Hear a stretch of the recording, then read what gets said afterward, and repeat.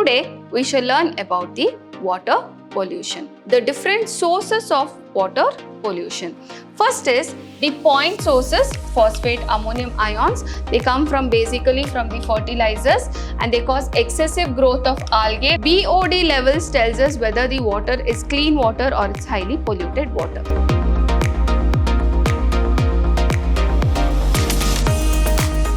Hello my dear students, welcome back to the session 2 on the chapter environmental pollution. Last class I had explained to you all about the air pollution. Today we shall learn about the water pollution. Okay, what is water pollution?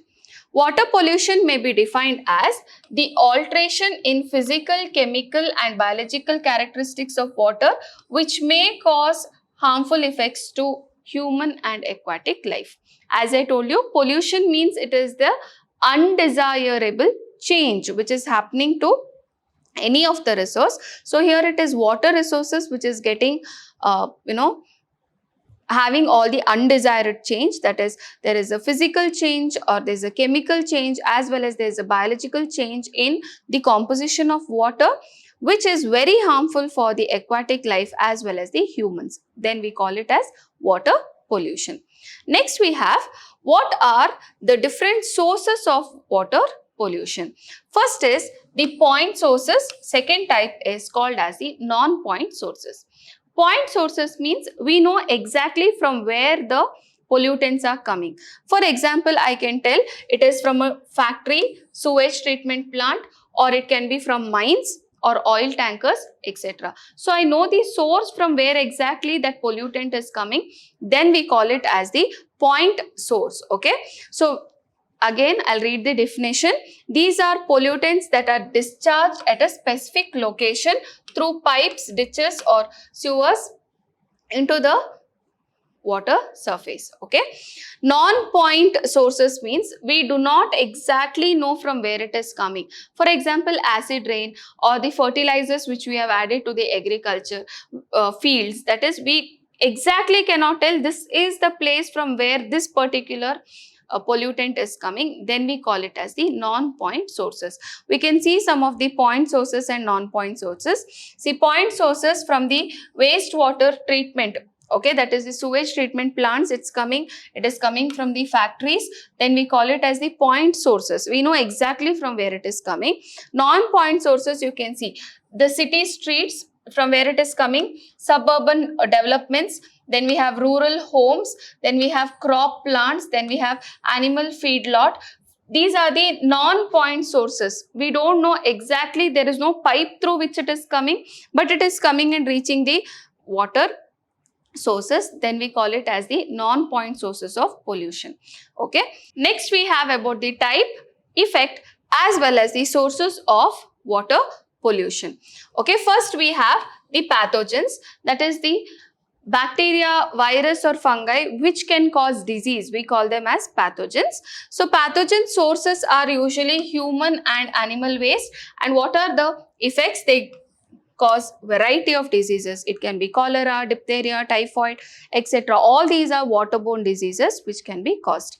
Okay, next is oxygen demanding waste. We can also call it as organic waste. Okay, organic waste requires a lot of oxygen for their decomposition, so we also call them as oxygen demanding waste. Okay, it is usually from the plant and animal debris, or it can be again sewage also which is there. Okay, so sewage, animal feedlot, paper mill and food processing facilities, etc.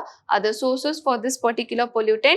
What they do? Degrade water quality by depleting the water of dissolved oxygen, and this causes the suffocation of animals as well as the plants which is there in the aquatic life, because they do not get enough amount of oxygen for their survival. Okay, next is about the inorganic chemicals. The inorganic chemicals are those which comes from surface runoff, or it can be industrial effluent or household cleaners what we are using. They all have inorganic chemicals in them. Okay, so what are the effects? It makes fresh water unfit for drinking. Okay, then cause skin cancer or neck damage, damage to the nervous system, liver, kidney, etc. Harm fishes and other aquatic life, lower crop yield, accelerate the corrosion of the metal when it is exposed to such water. So there are so many effects with inorganic chemicals. Okay, organic chemicals like oil, gasoline, plastic, pesticides, cleaning solvents, detergents are all organic solvents. Okay, they are again the sources: industrial effluents, household cleaners, etc. Here, what they can do, they can be a threat to human life and health altogether, because they can cause nervous system damage and some cancer, harm fishes and wildlife. We know how much harm are plastics doing to the aquatic life, isn't it? We all have learnt about it. So that is the organic waste which is there. Next is about the plant nutrients, that is the fertilizers which we are adding.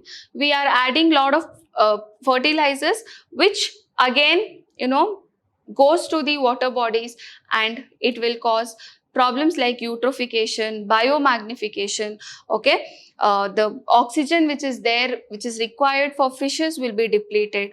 All of these are the effects of the plant nutrients. We can see water soluble nutrients like nitrate, phosphate, ammonium ions. They come from basically from the fertilizers, and they cause excessive growth of algae, which is called as eutrophication. I'll be teaching this once again in the coming slides. And drinking water with excessive level of nitrate lowers the oxygen carrying capacity of the blood, and it will defect the newborn baby, or it can also cause a lot of problem in the infants. The development of the children can be reduced because of such fertilizers or such chemicals in the water. Okay, next we have the sediments, that is soil, silt, etc. It comes from land erosion and causes cloudy water, thereby reducing the photosynthesis activity. Then we have disruption of aquatic food chain because of the soil and silt which is there.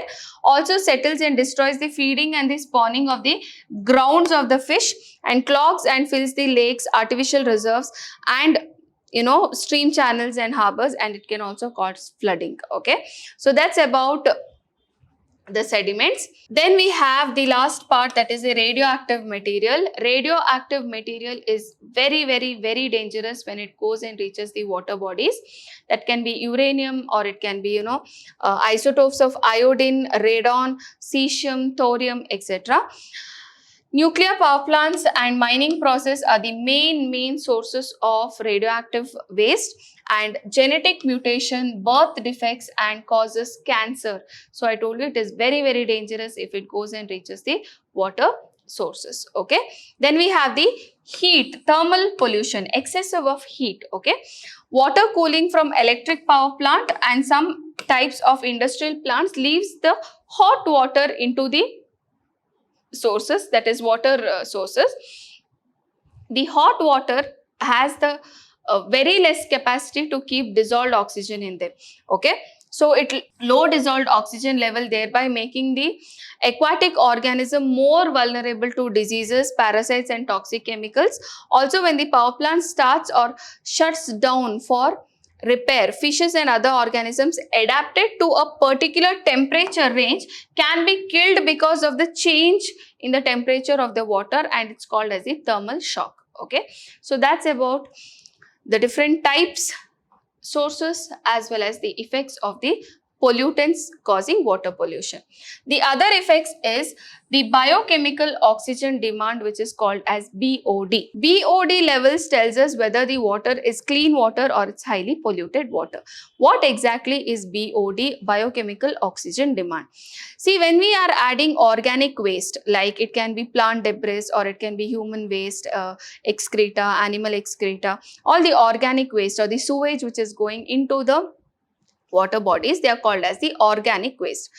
These organic waste can be decomposed, that is, it can be broken down into simpler things by the microorganism. But microorganisms, when doing this, will require a lot of oxygen. And we know that in oxygen in the water content is very less compared to the oxygen which is there around us in the air. Okay, so the capacity for the oxygen to be dissolved in water is also less. So what happens is these microorganisms, in turn of breaking all these organic waste or decomposing this organic waste, utilizes all the oxygen which is there in water, and this will lead to the death of fishes, or it will severely affect the aquatic life, because those fishes will not have enough amount of oxygen. One is that, and it can inhibit the growth of fishes there.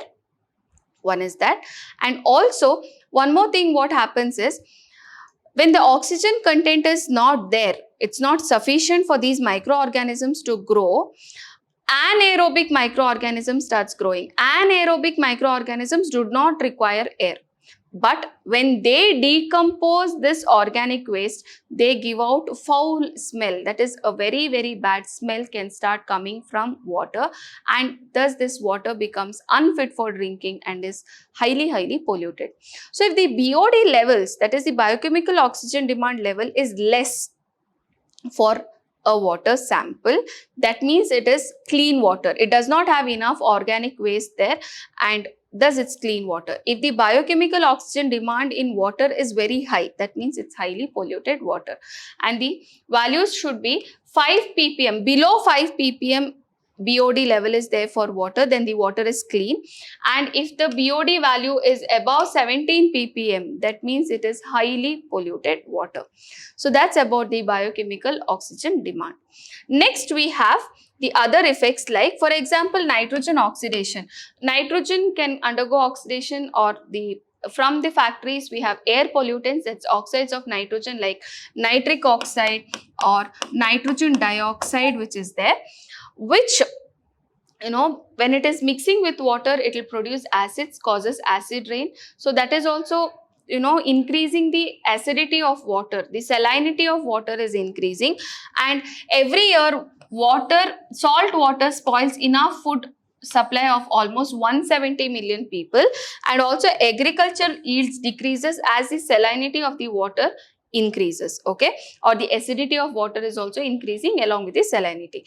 Also, the oxides of nitrogen exposed to nitrates at early age affects the development and can even be lethal. Blue baby syndrome also is there when there is the nitrogen content or oxides of nitrogen is there in the water, and that is taken up by the child, or infant cannot withstand any nitrate content, and it can cause blue baby syndrome. Also, fertilizers are responsible for increasing cause of stunned growth of children as much as 19%. So when we're using fertilizers, when we're using, different pollutants, we have to be very careful, okay. So that is one more effect. Like eutrophication also. What is eutrophication? As I told you all, when we are adding fertilizers to agricultural lands, okay, to the fields, these fertilizers are not completely absorbed by the plants. We are adding in excess, for example, and we add water for irrigation purpose. The water carries the excess fertilizers and ultimately go and reaches the lake, or a river, etc.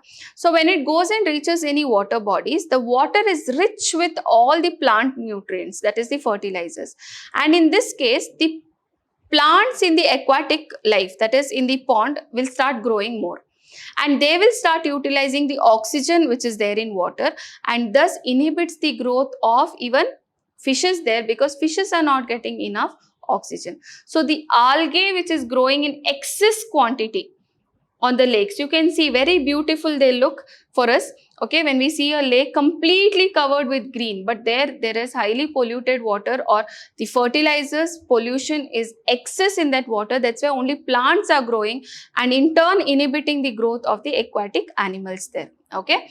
This is called as eutrophication, the process in which nutrient-enriched water bodies support the dense plant population, which kills animal life by depriving it of oxygen and results in subsequent loss of biodiversity, is known as what?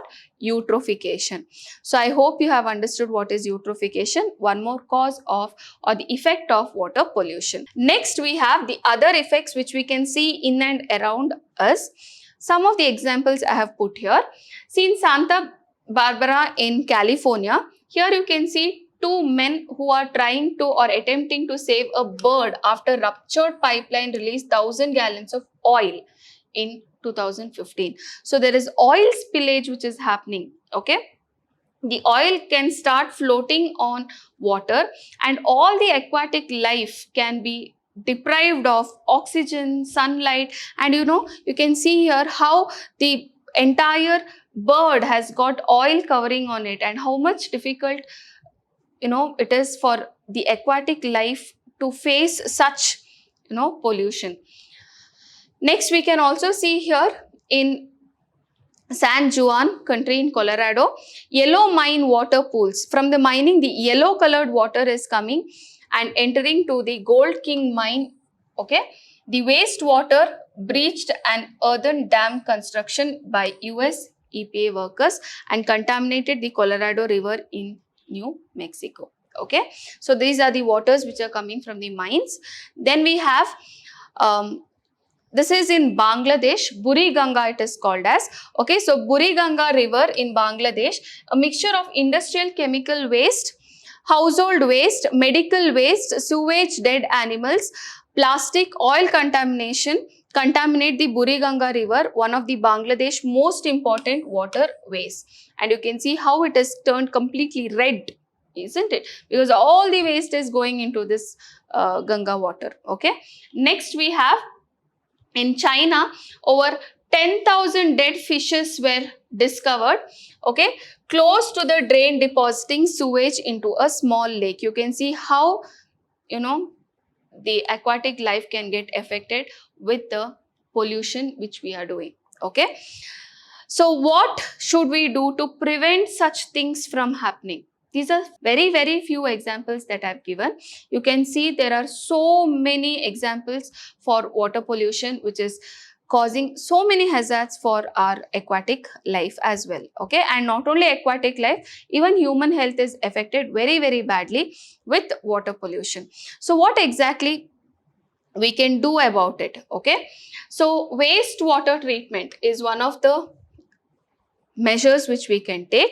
Here, wastewater treatment consists of removing the pollutants from the wastewater through physical, chemical and biological process, and this is more efficient process. Cleaner the water becomes, and then we can leave it into the water sources. Okay, then we have something called as green agriculture. What exactly is green agriculture? We have 70% of our water resources going for agriculture purpose, isn't it? So we have to be very careful. We have to do efficient irrigation system. We have to use eco-friendly techniques here in agriculture. Also, we have to try using the fertilizers which are eco-friendly, which will not cause pollution to the other water bodies as well. So this concept of what we call it as organic farming, which if we are doing, we can call it as green agriculture. Okay, next is about the storm water management. What is this storm water? See, storm water management is an effort to reduce the runoff of rainwater or melted snow into the streets, lawn and other sites, and to improve the water quality. So runoff water, rainwater is nothing but the water which is dissolved from the snow which is coming down, or how it is coming to the streets, etc. How can we stop that? Okay, according to the US Environmental Protection Agency, it is important to avoid the pollutants from contaminating the water and help us to use water more efficiently. Okay, next is air pollution prevention. Why air pollution prevention is very important to prevent water pollution? That is because we have oxides of nitrogen, oxides of sulfur and oxides of carbon in the gas or in the air. Okay, that can be sulfur dioxide, it can be carbon dioxide, it can also be nitric oxide or nitrogen dioxide, etc. All of these, when it is coming in contact with the rainwater, it is getting converted into an acid and we get acid rain. When the acid rain is there, the pH of the water is very low, and that is the main source for the water pollution as well, or acidity of water makes the life of aquatic animals very difficult. It kills our croplands, or all the crops can be killed. The salinity of the soil is increased, there can be soil degradation, etc., etc., from rainwater. So air pollution has a direct impact on water contamination, as 25% of human induced carbon dioxide emission are absorbed by the ocean. This pollution causes the rapid acidification of our oceans and threatens the marine life, corals, etc. Preventing air pollution is the best way to also prevent water pollution. Okay. Next is plastic waste reduction or plastic waste reduction. 80% of the plastic what we are using goes into the oceans. Okay, and these plastics take so many thousands of years for degradation or decomposition. And what are the hazards which we are causing for the aquatic life? We are making their aquatic life very, very, very difficult because of the plastic use. How can we stop them? We can stop them by stop using them. Okay, so we have to try to control the plastic waste which we are throwing out, or control the use of plastics in our life, so that our aquatic life and the marine ecosystem will be surviving for a very long time. Okay, also water conservation, we have to do a lot of water conservation. We have very less amount of fresh water which is left, and that fresh water which is left also we are polluting it. So water conservation is one more criteria which we have to look forward, so that there won't be any scarcity of water for our future generation. So I hope you have understood today's class. We have to be responsible to save ourselves and save Mother Earth. Thank you, my dear children. Stay tuned for more updates.